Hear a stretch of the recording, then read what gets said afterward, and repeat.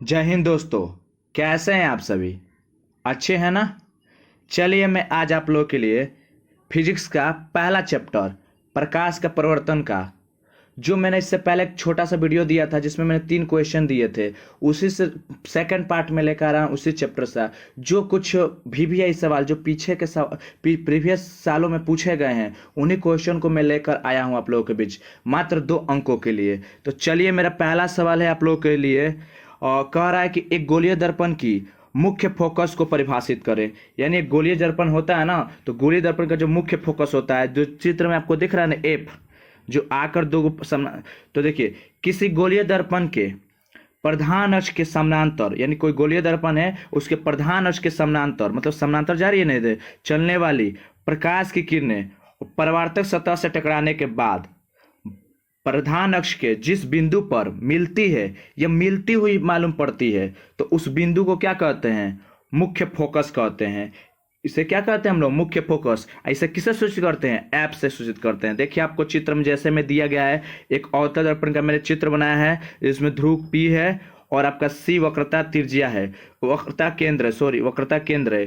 तो जो मैं दो किरण को दोनों बगल से गुजार रहा हूँ और परावर्तक सतह से टकराने के बाद दोनों एक दूसरे को क्रॉस करते हुए कहाँ से काटती हुई जा रही है?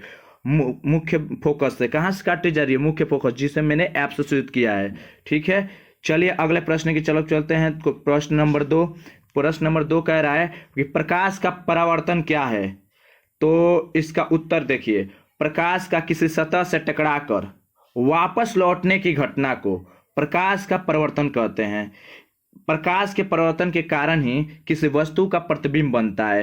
यानी प्रकाश का मतलब मान लीजिए कि एक वस्तु है और वस्तु रखी गई है, और उससे क्या हो रहा है, जैसे देख लीजिए, एक मान लीजिए यहाँ पर कोई रखा गया हो और यहाँ से आई प्रकाश, ठीक है, और प्रकाश आई और टकरा करके वापस इसी दिशा में चली गई, तो और इसके बीच में कभी लंब बनता है। क्या बनता है? एक लंब। तो आती हुई किरण और चली गई, तो जो सतह था, ये वाला सतह, इसी सतह से ऊपर ऊपर चल गई, उसी को क्या कहते हैं हम लोग? प्रकाश का परिवर्तन। अगर इसके अंदर घुस जाती, मतलब एक किरण जो अंदर की तरफ निकल जाती इधर की तरफ, तब कहते हैं कि अपवर्तन हो रहा है। लेकिन आई और टकरा कर चली जा रही है, तो ये मेरा क्या हो रहा है? परिवर्तन हो रहा है। देखते हैं ना, घर में जब आप किसी को चमकते हुए शीशे से चमकाते हैं आंखों पर, तो देखना किसी सूर्य से आ रहा होगा, चाहे ऐसे लाइट में मारते तो किसी की आंखों पर चमकता है। तो क्या होता है कि प्रकाश आता है, उस सतह से टकराता है, टकरा कर दूसरी दिशा में लौट जाता है।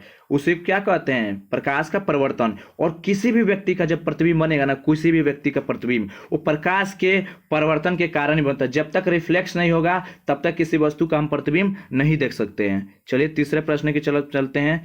तीसरा प्रश्न कह रहा है कि प्रकाश का परिवर्तन के कितने नियम है? मतलब अब बताइए, जब प्रकाश का परिवर्तन है तो उसके कुछ ना कुछ तो नियम होंगे ना, तो उस नियम को जानिए क्या है। तो प्रकाश के परिवर्तन के 2 नियम है। कितने नियम है? 2 नियम है। पहला नियम कह रहा है कि आपतित किरण, परावर्तित किरण तथा अभिलंब तीनों एक ही तल में होते हैं। यानी जो ये आ रहा है ना किरण, ये आ रहा है, ये आपका जो आने वाला किरण है आपतित किरण, और ये जा रहा है, ये जा रहा है, ये परावर्तित किरण, और ये दोनों के बीच में देखो खड़ा है, 90 डिग्री जैसा खड़ा है ना, ये आपका क्या है? ये आपका क्या है? अभिलंब। ये आपका क्या है? अभिलंब। क्या है? अभिलंब। तो देखिए, इस चित्र में मैंने बताया कि तीनों एक ही तल में होते हैं। देख रहे हो ये तल, ये जो आपको ये दिखाई दे रहा है यहाँ पर, ये आपको दिखाई दे रहा है ना, ये वाला लाइन, इसी पर आकर क्या है? तीनों के तीनों एक ही तल पर स्थित है। तो पहला नियम ये हो गया। दूसरा नियम कहता है कि आपतन कोण का मान परावर्तन कोण के मान के बराबर होता है। यानी जो ये आपतन कोण यहाँ पर देखिए आई बन रहा है, यहाँ पे इतना डिग्री का कोण बन रहा है, यानी इन दोनों के बीच का जितना घुमाव होगा वो इन दोनों के बीच के घुमाव के बराबर होना चाहिए। यानी कहने का मतलब कि ये यहाँ से सी ओ एन कोण और ये NOD, ये जो बीच का कोण बन रहा है इन दोनों के बीच का, ये दोनों कोण आपस में क्या हो जाते हैं? बराबर। इसी क्या कहता है? इसको आपतन कोण को I से सूचित करते हैं और परावर्तन कोण को R से सूचित करते हैं। ठीक है, चलते हैं अगले प्रश्न की तरफ। आवर्धन क्या है?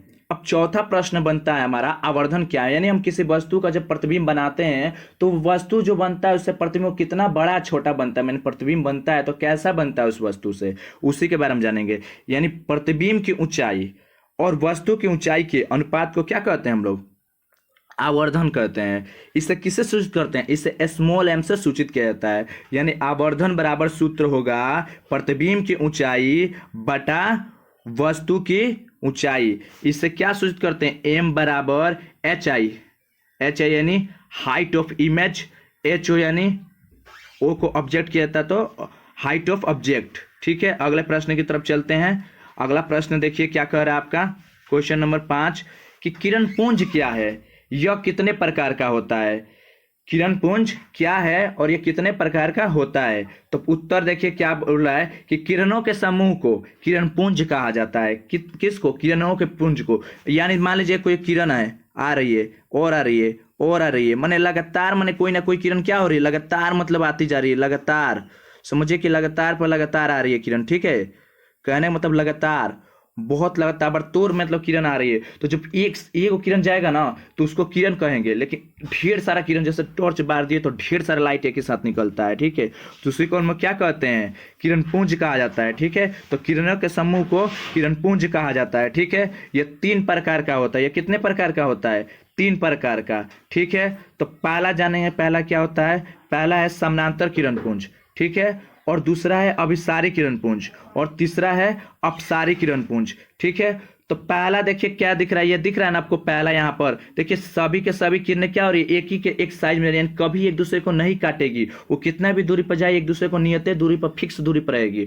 और बी नंबर जो कह रहा है कि अभिसारी। अभिसारी का मतलब कि कहीं देखना सोलर कुकर होता है, जैसे आप लोग घर में बैटरी जो चार्ज करते हैं, जब लाइट नहीं रहता है तो आप लोग सोलर पैनल लाकर रखते हैं ना, जिसमें बैटरी आप लोग मोबाइल वगैरह चार्ज करते हैं। तो ना सारी प्रकाश की किरणें जो आती है ना एक ही जगह पर फोकसित होती है, और जब भी आप किसी एक जगह पर गर्म कीजिएगा ना तो चीज गर्म हो जाती है। उसी तरह ये सारी किरणें अलग अलग तरफ से आकर एक ही जगह पर एक ही बिंदु पर क्या होती है, फोकसित होती है। तो उसी को क्या कहा जाता है, अभिसारी किरण पुंज। यानी समानांतर किरण पुंज उसे कहेंगे, वैसा किरण पुंज जो समानांतर चलती है उसे समानांतर किरण पुंज। अभिसारी किरण पुंज जिसमें भिन्न भिन्न दिशाओं से आती हुई प्रकाश की किरणें एक ही बिंदु पर आकर क्या करती है, मिलती है, तो उसे अभिसारी किरण पुंज कहते हैं। अपसारी किरण पुंज का मतलब होता है कि एक ही बिंदु से, यहाँ दिख रहा है ना, एक ही बिंदु से क्या करेगी, अलग अलग क्षेत्र आ जाएगी। ये हम लोग डेली करते हैं, ये बल्ब जलाते हैं, लालटेन जलाते हैं, या कोई बाइक का लाइट चलाते हैं, देखते हैं ना आप लोग, जैसे जलाते हो देखना दूर तक प्रकाश पे ऐसा तिरछा फिरछा फैला जाता है ना, तो ये अपसारी किरण पुंज होता है। ठीक है, अगले प्रश्न की तरफ चलते हैं। प्रश्न नंबर 6। प्रश्न नंबर 6 क्या कर रहा है, अवतल दर्पण एवं उत्तल दर्पण में अंतर स्पष्ट। मैंने कि अवतल दर्पण क्या है और उत्तल दर्पण क्या है, इन दोनों के बीच में हमको अंतर बताना है। ठीक है, तो अवतल दर्पण एवं उत्तल दर्पण में निम्नलिखित अंतर है। क्या है, निम्नलिखित अंतर है।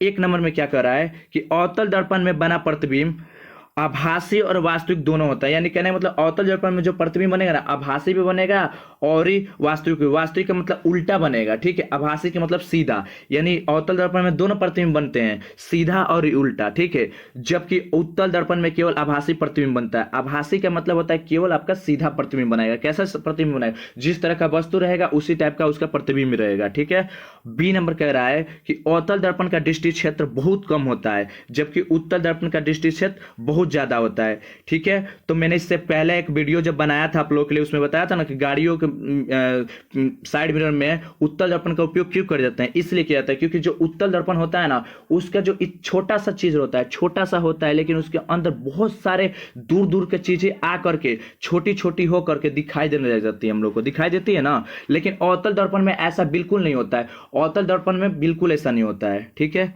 अगले प्रश्न की चलते हैं। प्रश्न नंबर 7 कह रहा है कि अवतल दर्पण के 4 उपयोग। मान लीजिए अब अवतल दर्पण आपके पास होगा तो उसका दर्पण का उपयोग कहीं ना कहीं कीजिएगा ना आप, कि कहाँ करना चाहते हैं। तो देखिए उस दर्पण का उपयोग क्या होगा। 1 नंबर बोल रहा है अवतल दर्पण के उपयोग निम्नलिखित है, मतलब 4 है। मतलब 1 नंबर होगा दाढ़ी बनाना। जैसे आप दाढ़ी बनाते हो ना, तो जैसे आप उस दर्पण को ध्रुव और फोकस के बीच में रखिएगा ना, तो आपका प्रतिबिंब क्या, इससे पहले मैंने एक वीडियो बनाया था उसमें मैंने दाढ़ी वाला भी बताया। ठीक है, तो जैसे रखिएगा ना, आपकी छोटी छोटी दाढ़ियां कैसे करके दिखा देगी, बड़ी बड़ी और सीधी करके दिखाएगी। ठीक है, रोगियों का कान, नाक, गला इत्यादि जांच करने में। अब देखिए जैसे आप डॉक्टर के पास जाएंगे, आपको बोलेंगे मेरे दांत में दर्द हो रहा है, तो दांत में दर्द हो रहा है तो आपका दांत देखने के लिए बोलेगा डॉक्टर की मुंह बाइए। और जब आप मुंह बाइएगा ना, तो आपका डॉक्टर उसको देखेगा किससे, एक मैग्नीफिकेशन, एक कांच जैसा रहेगा गोल टाइप का, उससे लेकर देखेगा। वो क्या करता है, जब वो देखता है ना, उससे दांत आपको क्या दिखाई देता है, बड़ा दिखाई देता है। छोटी छोटी चीजों को भी वो आसानी से उसमें देख पाता है, कीटाणु को। ठीक है, उसके बाद है गाड़ियों के सर्च लाइट में। सर्च लाइट का मतलब हुआ कि जो गाड़ी के हेडलाइट होता है, मतलब आगे या पीछे की जो बत्तियां होती है, देखना उसमें अगर आप बत्ती जल रही है तो देना जब टॉर्च जल को दूर तक दिखाई देगा, लेकिन वही बत्ती के आगे का जो कांच होता है उसको आप फोड़ देना या किसी चीज से फूट जाता है तो देखना वो दूर तक आपके प्रकाश जाएगा ही नहीं। क्यों, क्या करता है, ये प्रकाश को बिखेरने का काम करता है, दूर तक फैलाने का काम करता है।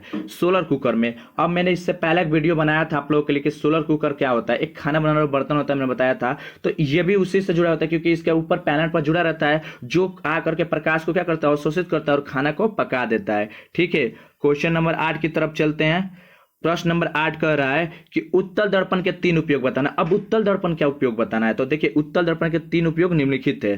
पहला है गाड़ियों के साइड मिरर में। अब गाड़ियों के साइड मिरर की हम बात करें तो आपको पहले मैंने इससे पहले एक वीडियो बनाया था, उसमें मैंने बताया है कि गाड़ियों के साइड मिरर में उत्तल दर्पण का उपयोग क्यों करते हैं ना, क्योंकि उत्तल दर्पण जो होता है ना, छोटी छोटी वस्तुओं को एकदम बड़ा छोटा चीज होगा लेकिन बड़ी बड़ी वस्तुओं को भी उसमें छोटा करके क्या कर देता है, आसानी से हमें दिखा देता है। तभी ना हम गाड़ी चलाते हैं तो पीछे देखते रहते हैं वो कोई गाड़ी आ रही है कि नहीं, आ रही है कि नहीं, ऐसा साइड में देखते हैं, दिखता है ना, वो उत्तल होता है। जो आगे लगा रहता है ना वो अवतल होता है। जो बीच में, मतलब जैसे गाड़ी अब कार चलाते हैं तो आपके सामने अंदर सामने लगा रहता है एकदम छोटा सा चौकर टाइप का, वो उसमें समतल दर्पण होता है। ठीक है, अब बोल रहा है कि बी नंबर गाड़ियों में प्रकाश फैलाने में, गलियों में प्रकाश फैलाने में, सॉरी गलियों में, तो गलियों में प्रकाश मतलब नहीं देते आप लोग, स्ट्रीट लाइट रोड के किनारे किनारे ऐसे स्ट्रीट लाइट लगे रहते हैं, उस समय उत्तल दर्पण का प्रयोग किया जाता है। प्रदर्शन कक्ष में छोटा प्रतिबिंब, यानी जो प्रदर्शन कक्ष यानी कोई प्रदर्शन कक्ष यानी नहीं तो प्रोजेक्ट जहाँ पर कोई काम किया जाता है, किसी चीज को लेकर प्रोजेक्ट बनाया जाता है, वहां पर डिस्कशन होता है, वहां पर छोटा प्रतिबिंब यानी कोई बड़ा चीज है उसको क्या करके दिखाया जाए, छोटा करके। ठीक है, अगले क्वेश्चन नंबर 9 की तरफ चलते हैं। 9 नंबर क्वेश्चन कर रहा है कि गोलीय दर्पण क्या है, ये कितने प्रकार का होता है, यानी तो इसका उत्तर होगा वैसा दर्पण जिसका परावर्तक सतह गोलीय होता है, तो ऐसा दर्पण को गोलीय दर्पण कहा जाता है। अब सोच रहे हैं कि परावर्तक सतह होता क्या है, तो जिस सतह से हो करके, परावर्तक सतह उसे कहेंगे जिस सतह से हो करके प्रकाश की किरणें लौट जाए, वापस लौट जाए, जिस सतह से टकरा करके प्रकाश की किरणें वापस लौट जाए, उसी सतह को हम लोग क्या कहते हैं, परावर्तक सतह कहते हैं। ठीक है, तो वैसा दर्पण जिसका परावर्तक सतह गोलीय, मतलब उसका जो एक भाग होगा ना गोले की तरह होगा, गोला का राउंड जैसा, जैसे कि ऐसे टाइप से होगा, ऐसे टाइप से, तो आधा माने क्या होता है, या तो उत्तल का रहता है नहीं तो ऐसे होता है, ऐसा टाइप का होता है, एक अवतल नहीं तो उत्तल। तो ऐसे दर्पणों को गोलीय दर्पण को ऐसे दर्पण को गोलीय दर्पण कहते हैं। ठीक है, अब देखिए गोलीय दर्पण कहते हैं। ठीक है, अब देखिए क्या कह रहा है, मतलब कि यह 2 प्रकार का होता है, एक होता है अवतल दर्पण और दूसरा होता है उत्तल दर्पण। अब अवतल दर्पण किसे कहेंगे, वैसा दर्पण जिसका परावर्तक सतह क्या होता है, धंसा हुआ रहता है, यानी चित्र इसका कैसे बनेगा, ऐसे, यानी परावर्तक सतह अंदर रहेगा और बाहर की तरफ क्या रहेगा, रंगा हुआ रहेगा, यानी प्रवास की परिवर्तन होगा, कहाँ से होगा, रिफ्लेक्शन होगा, तो अंदर से होगा, अंदर ही अंदर क्या करेगा, रिफ्लेक्स करेगा, क्या करेगा, अंदर ही अंदर रिफ्लेक्स करेगा। लेकिन उत्तल दर्पण का जो होता है परावर्तक सतह ऐसा होता है, उसका उठा हुआ रहता है, उसका परावर्तक सतह कैसा होता है, उठा, यानी उसका परावर्तक सतह कहाँ से होगा, ऐसे तो आएगा, ऐसे आएगा, ठीक है, ऐसे आएगा, ठीक है, इधर लौट के चला जाएगा, इधर का भी इधर लौट के चला जाएगा, लेकिन कुछ प्रकाश की किरणें ऐसे डॉट डॉट करती हुई जाकर क्या करते हैं, बीच में ऐसे यहाँ पर आकर मिल जाती है। ठीक है, पीछे की तरफ जाती है, दर्पण के पीछे आकर मिलती है। ठीक है, यानी वैसा दर्पण जिसका परावर्तक सतह धंसा हुआ हो उसे अवतल दर्पण, और वैसा दर्पण जिसका परावर्तक सतह उठा हुआ हो उसे अवतल दर्पण कहते हैं। ठीक है, अगले प्रश्न की तरफ चलते हैं। प्रश्न नंबर 10 कह रहा है कि दर्पण क्या है। अब हमने जाना, अभी तक तो जाना, लेकिन दर्पण क्या है, यह कितने प्रकार का होता है। देखिए, चिकनी और चमकीली सतह, आपको जहां भी चिकनी और चमकीली सतह नजर आ रही है ना, उस सतह को क्या कहते हैं हम लोग, दर्पण कहते हैं। यानी इसका एक भाग जो होता है ना, कलई किया होता है, मतलब रंगा होता है, उस कलई किए हुए भाग को प्रकाश के परावर्तन की क्रिया होती है। देखना, एक भाग को रंगा हुआ रहता है, ऐसा चमकता हुआ नजर आएगा आपका एक भाग, एक बार ऐसा चमके हो जाएगा, उसमें से पानी जैसा जो नहीं होता, इससे जब नदी में जाइएगा, सुबह में बैठिए चाहे दोपहर में, देखना नदी में से पानी चमकता हुआ नजर आएगा, उस तरह का कांच जैसा रंगा हुआ रहता है। ठीक है, यह कितने प्रकार का होता है, ये आपका 3 प्रकार का होता है। मैंने कई को देखा है कि इसको 2 प्रकार से दिखाते हैं, बट मैंने यहाँ पर 3 प्रकार से आपको दिखाया है। पहला है समतल दर्पण, दूसरा है गोलीय दर्पण और तीसरा है परवलयिक दर्पण। यानी गोलीय समतल दर्पण उसे कहेंगे वैसा दर्पण जिसकी परावर्तक सतह क्या होती है, पूरी समतल हो, मतलब इसकी जो परावर्तक सतह ये क्या हो, पूरी समतल हो, इसमें कोई तरह का दिक्कत ना हो, ठीक है, एकदम समतल होती है, इसमें सीधा प्रतिबिंब बनेगा, वस्तु के बराबर प्रतिबिंब बनेगा, जितना वस्तु दर्पण के पास जाएगा उतना ही उसका प्रतिबिंब उतना पीछे जाएगा, ठीक है, यानी उस उतना ही नजदीक आता है, सॉरी नजदीक आता है। लेकिन गोलीय दर्पण क्या कहता है कि वैसा दर्पण जिसका परावर्तक सतह गोल हो, समझ रहे हो ना, इसका परावर्तक सतह गोल हो तो उसे गोलीय दर्पण कहते हैं। ये दो प्रकार के होते हैं, मैंने बताया था, अवतल उत्तल। और एक बात बताएं, परवलयिक दर्पण, वैसा दर्पण जो परवलय आकार का हो, परवलय आकार मतलब समझ रहे, इस टाइप का होगा, इस टाइप का, यानी इसमें जो प्रकाश की किरण ऐसे आएगी और ऐसे ही आएगी, सोचो तो ऐसे क्या करेगी, टकरा टकरा के ऐसे जाएगी कि नहीं, ऐसा टकरा टकरा के जाएगी कि नहीं, यानी अंदर ही अंदर क्या करेगा, यहीं पर काटेगा, ठीक है। ऐसा देखना कोई चम्मच एकदम पूरी तरह से ऐसा नवा हुआ होगा, वो आपका क्या हो जाता है, परवलयिक दर्पण होता है, ठीक है। तो चलिए आज मैं आप लोगों के लिए 2 अंकों के लिए प्रश्न आया था। ये सारे प्रश्न बिहार बोर्ड के लिए बहुत इंपॉर्टेंट होते हैं और ये पूछे गए प्रश्न हैं, ठीक है, और ये इतनी बार पूछे जाते हैं, बहुत मतलब इंपॉर्टेंट रखते हैं। ये आपको छोटी छोटी बातें याद रखनी चाहिए और इसको जिस तरह मैं आपको दे रहा हूँ एक से बड़े कंटेंट, इसको आप डेली याद करते जाइए, ठीक है। और ऐसे ही जुड़े रहिए। अगर अच्छा लगे वीडियो तो लाइक कर दीजिएगा, कमेंट कर दीजिएगा, शेयर कर दीजिएगा, और जो भी नए दोस्त होंगे उनको मेरे चैनल को बता दीजिएगा, ठीक है। चलिए, जय हिंद।